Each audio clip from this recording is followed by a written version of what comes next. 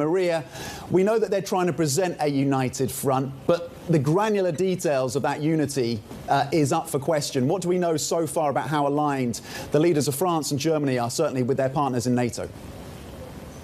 And Tom, that's so important. Yesterday, we know that Emmanuel Macron and, of course, Olaf Scholz had a working dinner here in Berlin. The image that they wanted to present is that we're very aligned, we're very united on this. Again, this is facing criticism that Europe has been all over the place when it comes to Russia and foreign policy. And they've said we're incredibly coordinated. There will be sanctions. There will be a big price to pay. But nonetheless, we still believe there's a diplomatic path ahead. And tomorrow there will be a call between Emmanuel Macron and Vladimir Putin. That is the official line. But of course, behind the scenes, we know that there are tensions that are escalating because not every country is going to be affected the same way. And economically speaking, this is going to be much more painful for a country like Germany than it would be for the United States. And that perhaps also goes back to the point that you mentioned earlier, the fact that Germans are saying perhaps we need to make exemptions for energy-related costs if Russian banks are not able to work in dollars. The other thing that I would point again is that risk of personal sanctions on Vladimir Putin, which is a fascinating line, of course. We don't know what he owns, how much assets he has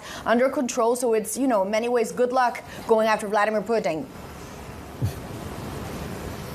Yeah, Maria, this is also one of the reasons why I'm in Rome, is trying to figure out exactly the relationship between Vladimir Putin and Italy. And I was looking at some numbers. So trade increased some 54% year on year from January to November. And at the same time, what Italy has sold to Russia has also significantly increased. And really at the forefront of everything we're looking at is whether Vladimir Putin is also trying to put pressure on big companies and chief executives to be on his side, which is why this call here in Rome is very controversial between Vladimir Putin and certain chief executives.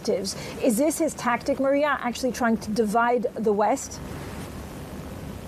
It is, and that's exactly what many would say he's been doing for a while now, with the energy, with the economy, with the troops, and with the mixed messaging that we get from the Kremlin. And it's also interesting, as you said, Francine, that he wants to have this call with Italian CEOs, and the Italian government is saying best not do it. This is something that we've also heard from a number of other countries, suggesting that at this point, it really is not the time to do business in Russia for the time being. This is the irony of this whole thing. And particularly here in Germany, pressure growing for business to say and take a stance on where their operations in Russia are heading.